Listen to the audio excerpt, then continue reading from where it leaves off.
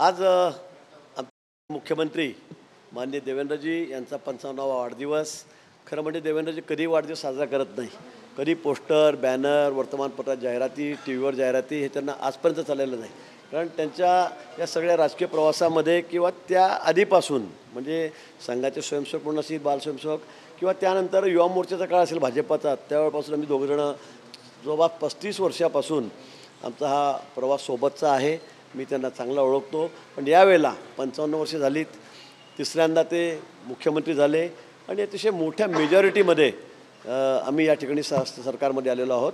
आणि म्हणून यावेळेला मुद्दामून कॉफी टेबल बुक, त्यांचा जीवन परिचय सर्वांना व्हावा, त्यांनी केलेली कामं आणि विशेष करून जे सगळे मान्यवर आहेत त्यांचे त्यांच्याबद्दलचे विचार हे जाणून घ्यावेत म्हणून हा कॉफी टेबल बुक हा एक छोटासा एक प्रयत्न मी या ठिकाणी केलेला आहे. नुकतंच माननीय महामहिम राज्यपाल राधाकृष्णजी यांच्या हस्ते या पुस्तकाचं विमोचन या ठिकाणी झालेलं आहे. माननीय नॉर्वेकर विधानसभेचे अध्यक्ष त्या ठिकाणी उपस्थित होते. माननीय मंगली लोढा, सर्व आमदार यांच्या उपस्थितीमध्ये हा कार्यक्रम नुकताच त्या ठिकाणी पार पडलेला आहे. पण एक तरुण नेतृत्व, कुशल असं एक नेतृत्व, नवा विश्वास आणि कल्पक विचारांचा महाराष्ट्र नायक हा आमचा नेता आहे. याचा अभिमान आम्हा सर्वांना या ठिकाणी आहे. देवेंद्रजीबद्दल काय बोलावं, किती बोलावं, शब्द अपुरे पडतील, पुस्तकं अपुरे पडतील. त्याचा प्रत्येक एक निर्णय म्हणजे एक पुस्तकच आहे असं म्हणण्याचं वावगं होणार नाही. आणि म्हणून असा आमचा एक मित्र तिसऱ्यांदा मुख्यमंत्री झालेल्याचा आनंद आम्हाला आहे. 55वा वाढदिवस त्यांचा या ठिकाणी आहे आणि म्हणून त्यांना आमच्या सर्वांच्या वतीने, माझ्या वतीने मनापासून कोटी कोटी शुभेच्छा. एकीकडे आज देवेंद्र फडणवीसांचा वाढदिवस, दुसरीकडे सामनामधून संजय राऊतांनी अग्रलेखाच्या माध्यमातून राज्यातल्या मंत्र्यांवरती टीकेची झोड उठवलेली आहे आणि ट्रॅपचा देखील आरोप केला. तर दुसरीकडे नगरमध्ये उबाटाच्या जिल्हाध्यक्षाला, शहराध्यक्षाला बलात्काराच्या प्रकरणात अटक झाली. काय सांगा? सामना म्हणजे काय? शेवटी सामना काय लिहितं तेच इंटरव्ह्यू घेतात, तेच छापतात, तेच उद्धवजींचा ते बसवतात, तेच प्रश्नपत्रिका देतात, तेच उत्तरपत्रिका तयार करतात. कोण वाचतं रे सामन्याला आजकाल? काय महत्त्व आहे? त्यांनी काही लिहिलं तर कोण विचारतं त्या सामन्याला? पण मला असं वाटतं की आता काल आमचा असं कार्यकर्ता म्हणा तुम्ही, म्हणजे 10 वर्षापूर्वी त्याचा माझा फोटो होता. तो फोटोला घेऊन त्यांनी हनी ट्रॅप, सेक्स चॅनल, काय काय काय काय नवीन आपले विचार त्या ठिकाणी मांडले. केवढं तोंड सुख घेतलं का? तर म्हणजे तुमचा फोटो त्याच्याबरोबर. मी सर्व नेत्यांचे फोटो तुम्हाला दाखवले. सर्वच राजकीय पक्षामध्ये त्याचा प्रवास झालेला आहे. सगळ्या पक्षात 10 पक्षात तो फिरून आलेला आहे. आणि तो एक मी असं म्हणेल की तो नशा करतो, वाटेल तसं बरडतो, हे आपण बघितलेलं आहे. पण मग माझा एक प्रश्न आहे. आज तुम्ही आता मी थोड्या वेळापूर्वीच कार्यक्रमातून आल्यावर मी त्या ठिकाणी आपल्या चॅनलवरच बघितलं, नगरचा अध्यक्ष म्हणजे अहिल्यानगर जे आहे आता नवीन जुना अहमदनगर, त्यांचा महानगराचा अध्यक्ष उबाठाचा किरण काळे यांनी तर एका बिचारा आमच्या पारधी समाजाच्या एका 20-21 वर्षाच्या मुलीवरच अत्याचारच केला, बलात्कारच केलेला आहे. त्याची FIR त्या ठिकाणी दाखल झालेली आहे, त्याच्यावर गुन्हा दाखल झालेला आहे आणि त्या मुलींनी सगळे व्हिडिओज दिलेले आहेत.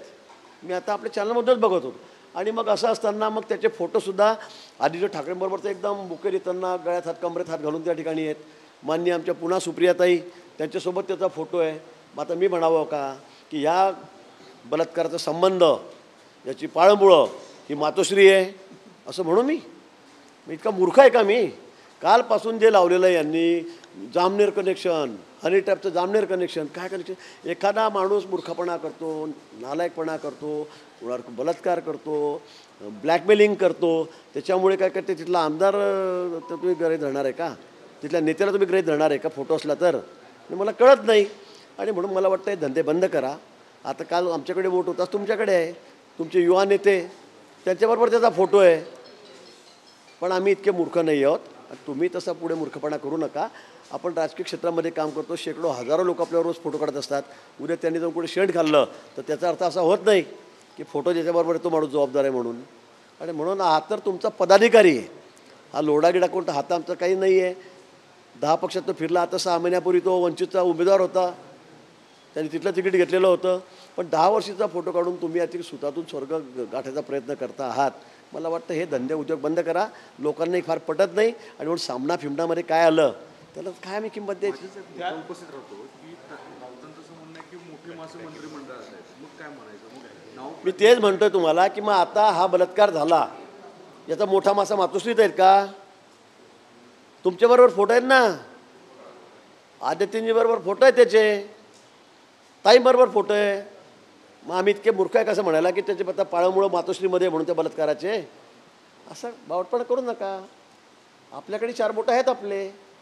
आणि म्हणून मला असं वाटतं कोणी जर काही मूर्खपणा नालायकपणा केला असेल त्याची शिक्षा त्याला मिळेल ना. झाले गुन्हे दाखल त्याच्यावर, आतमध्ये येतो, पोलीस कारवाई करते. पण मग त्याचं मग जामनेर कनेक्शन आहे, त्या हनी ट्रॅपचं जामनेर कनेक्शन आहे, तिचं नाशिक कनेक्शन आहे. कशाला बदनाम्या करतात लोकांच्या, कशाला बदनाम करतात. पार्टी उबाटा फोडतायत किंवा विरोधी पक्षाच्या नेत्यांना घेतात म्हणून असं का तुमच्या उबाटा? आता मग काय, त्यांचं टार्गेट मी आहेच. गेल्या वेळी 2.5 वर्ष सरकार असताना काय केलं त्यांनी, मी तुम्हाला दाखवलं तर पेन ड्राईव्ह की गिरीश महाजनला संपवा. त्यांना संपवलं की देवेंद्र फडणवीस संपतात, ते दोघं संपले की BJP संपते. हे तो चव्हाण आणि पोलीस अधिकारी वारंवार म्हणत होते आम्हाला आदेश आहे साहेबांचा, काही करा, याला संपवा, याला संपवा. असं संपत नसेल त्याच्या गाडीमध्ये ड्रग ठेवून द्या, त्याला पकडा, त्याला 2 वर्ष मोक्कामध्ये टाकून द्या, NPDमध्ये टाकून द्या. हे सगळं त्यांनी वारंवार अगदी पिक्चरसारखं आपल्यासोबत ठेवलेलं आहे. हां, त्याच्यामध्ये कोण कोण तुम्हाला माहीत आहे. आता मला त्या माणसाचं नाव घ्यायचं नाही आहे, त्याची काही तेवढी किंमतही राहिलेली नाही आहे. पण मला असं वाटतं की असे प्रयोग करू नका. तुमच्यात हिंमत आहे, ताकद आहे, तुम्ही समोर या, लढा, राजकारण आपण करू, लोकांचा कौल घेऊ. पण अशा पद्धतीने कोणावरही इतकं जीवघेणा प्रयोग करायचा, संपवायचं. मला तर मोकाच लावून टाकला होता. त्या सांगितलं चव्हाणांनी कसं फसवलं आम्ही गिरीश महाजनांना म्हणून, हे आपण ऐकलेलं आहे. म्हणून मला काय भाष्य या विषयावर आता करायचं नाही. लोढा कुटुंबीय तुम्हाला भेटून गेलं असं आले होते, त्याच्या पत्नी आल्या होत्या, त्याचा मुलगा आला होता. 2-3 तास माझ्याकडे बसले. मी त्यांना भेट नाकारली होती पण ते जायला तयार नव्हते. मला आधीच सांगितलं की त्यांच्या मिसेसला, त्या मुलाला सांगितलं माझ्या आईला छातीत खूप दुखतं आहे, मला तिला एन्जिओप्लास्टी करायची आहे. आणि म्हणून मी 5 मिनिट त्यांना भेटलो. पण मी त्यांना सांगितलं मी यामध्ये काहीही करू शकत नाही, मी मदतच करू शकत नाही तुम्हाला, कारण त्यांनी जे काम केलेलं आहे ते इतकं चुकीचं आहे, इतकं गंभीर आहे की मी त्यांना मदत करूच शकत नाही. आता जो अडचणीत आहे, आता त्याच्या घरच्या लोकांची काही चूक नाही, त्याच्या मुलीची चूक नाही, त्याच्या मुलाची चूक नाही, त्याच्या बायकोची चूक नाही. आता हा मुंबईमध्ये येऊन पुण्यामध्ये येऊन काय करतो हे त्यांना काय माहीत बिचारा. मी ते म्हणणार नाही, त्यांना दोष देणार नाही. पण माझ्याकडे ते नक्की आलेत. त्यांनी खूप विनवण्या केल्या, खूप रडल्या. त्यांच्या पत्नी ते खूप माझ्याशी रडली माझ्याजवळ येऊन. पण मी त्यांना समजून सांगितलं की बाबा आता कोर्टातच तुम्हाला जावं लागेल, मी याच्यामध्ये हस्तक्षेप करू शकत नाही, याच्यामध्ये काही होणार नाही. आणि सगळेजण करतात ना. तुम्ही आता म्हणतात हे आले, हे आले, आले. मला एक सांगा, खडसेंचे जावई यात होते, किती वेळा देवेंद्रजींकडे गेले, मी साक्षीदार आहे. रात्री 1-1 वाजता 2-2 वाजता विनवण्या करायला पाय धरायला कोण गेलं. मुंबईमध्ये 25, दिल्लीला 25 वेळा ते गेलेत. अक्षरशः लोटांगण घालत होते तिथे की वाचवा म्हणून, गेले नाहीत. आता एक केस झाली मुरुमची, रॉयल्टीची, कोण गेलं दिल्लीला. मग तुम्हाला चालतं का रे गेलेलं. मग तुमचा आमचा संबंध काय, कशासाठी येतात. या पुढच्याही काही गोष्टी आहेत. पण मला ते बोलायचं नाही, कोण कुठे आलं, कोण कोणाकडे गेलं, माझ्याकडे कोण आलं. मला जो अडचणीत माणूस आहे तो जाणार आहे, जातो. त्याच्या घरचे लोक त्यात दोषी असं आपल्याला म्हणता येत नाही. पण त्याचाही पराचा कावळा करायचा. आणि गिरीश माझ्याकडे ते गेले होते. हो ना बाबा. आता ती बाई इतकी रडत होती की मलाच बघून किंवा येत होती, आता काय करावं म्हणून त्या बाईने. पत्नी आहे शेवटी त्याची, मुलगी आहे, मुलगा आहे, वाटतं सगळ्यांना. तुम्हालाही तेच वाटलं होतं, तुम्हाला नाही वाटलं का. तुम्हालाही वाटलं होतं. तुमच्यावर जेव्हा बितली त्यावेळेला सगळे येत होते तिथे, सागर मेघदूतवर.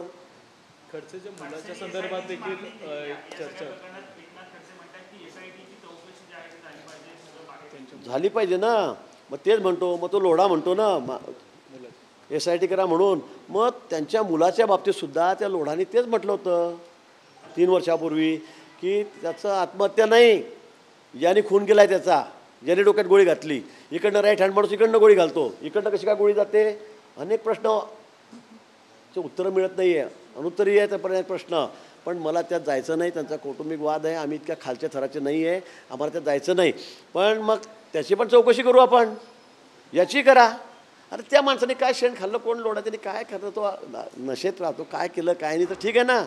पण तुम्ही विनाकारण जर गिरीश महाजनलाच टार्गेट करायचं आहे, त्यालाच बदनाम करायचं आहे, तर मग आमची तयारी आहे ना. तुमची SIT करा. आज कृषीमंत्री पोपटेंनी प्रेस घेतली, त्या प्रेसमध्ये त्यांचा असा दावा आहे की मी काही चुकीचं केलं नाही आणि मी काय राजीनामा देण्याची गरज नाही. मित्रपक्ष म्हणून तुमचं हे रास्त वाटतं की पोपटे. त्या बाबतीमध्ये मला वाटतं मान्य देवेंद्रजी आमचे मुख्यमंत्री आहेत, ते निर्णय घेऊ शकतील. अजितदादा आहेत, ते त्यांचे नेते आहेत.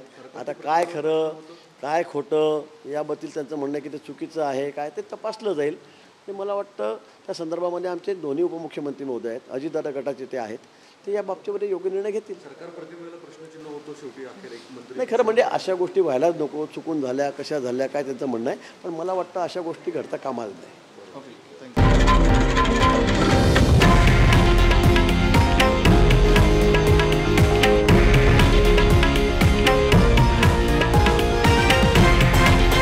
हे आहे देशातील नंबर 1 न्यूज नेटवर्क आणि आपण पाहत आहात TV9 मराठी, एकमेव.